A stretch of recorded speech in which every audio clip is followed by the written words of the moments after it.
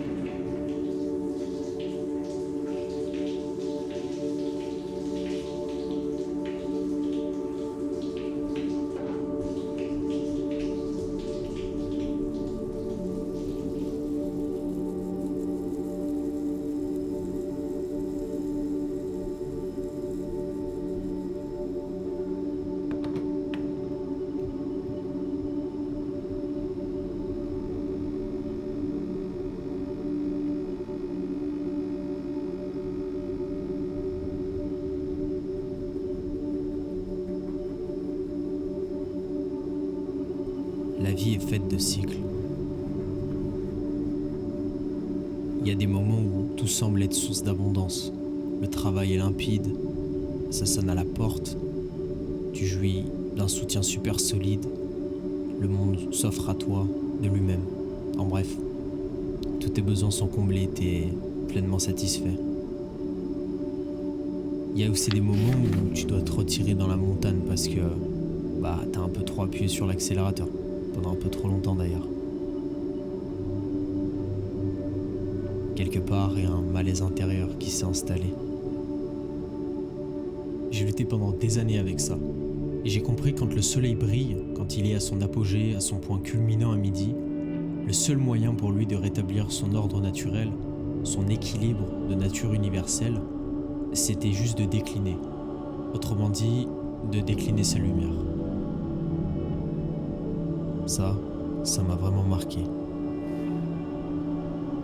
J'observe souvent autour de moi la narration de la vie parfaite un peu, sans bavure, la petite vie bien rangée, la sécurité bien gardée d'un style de vie complètement stable.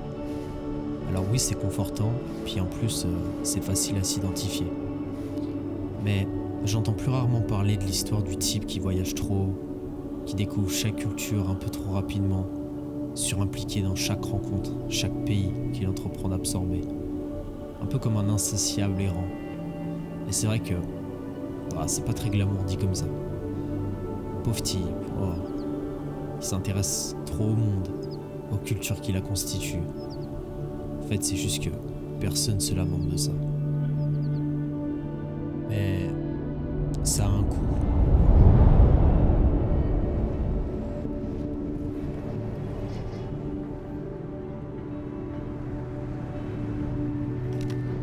J'ai l'impression d'osciller constamment entre deux extrêmes. Soit je suis extrêmement concentré, créatif et motivé, soit je suis incohérent et dispersé. Puis c'est pas étonnant parce que ça correspond à l'hexagramme de mon prénom dans le Hijin, le 59. C'est la dispersion quoi.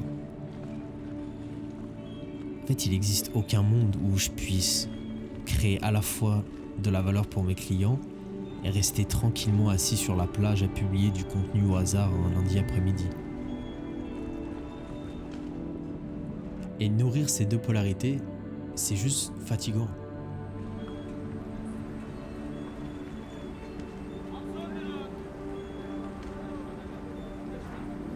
Les 3 dernières années ont été incroyables.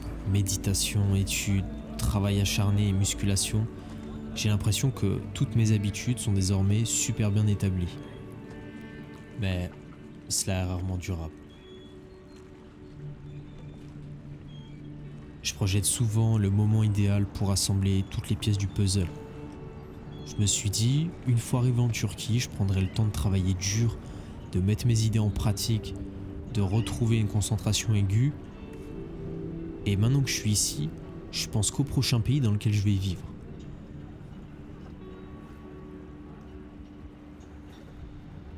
je reste ici parce que je sens une grande force personnelle qui émerge.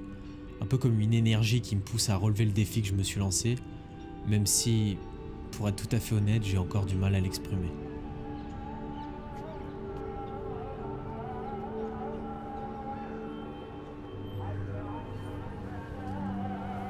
J'espère que dans le cycle, je vais apprendre à être plus droit, mais pas trop redressé.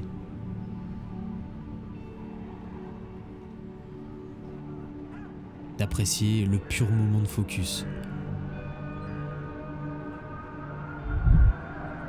De ressentir que ce que je crée est véritablement aligné avec qui je suis.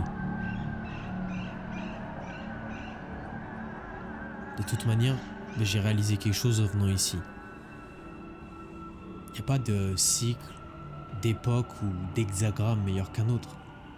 Il y a simplement des prises de conscience. Et des actions qui culminent et qui tendent vers un mieux-être, une réalisation d'un homme qui vacille entre son père, le ciel, et sa mère, la terre. Dans cette histoire, je dis pas que le voyage me rend mauvais, mais ces mots s'adressent plus à mon moi vulnérable, l'esprit de vagabond, celui qui attache son estime de lui à son intellect, sa compréhension du monde, ses idées et ses identifications culturelles. Mais rien de tout ça peut s'attacher à l'esprit.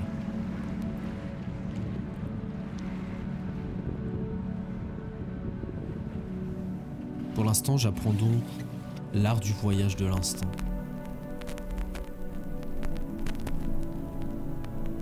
Prendre le temps de reconnaître et d'honorer ce qui m'a été destiné. En être reconnaissant, en être aussi admiratif pour la perfectude de l'instant qui, dans l'éternité et l'immensité du monde, m'a été assigné à moi et rien qu'à moi.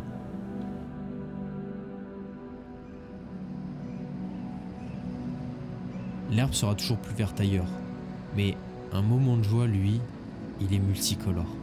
Et pour apprendre à en apprécier pleinement toute son étendue, il suffit juste de réaliser que il n'y avait rien à gagner à en connaître la couleur, la texture ou la forme.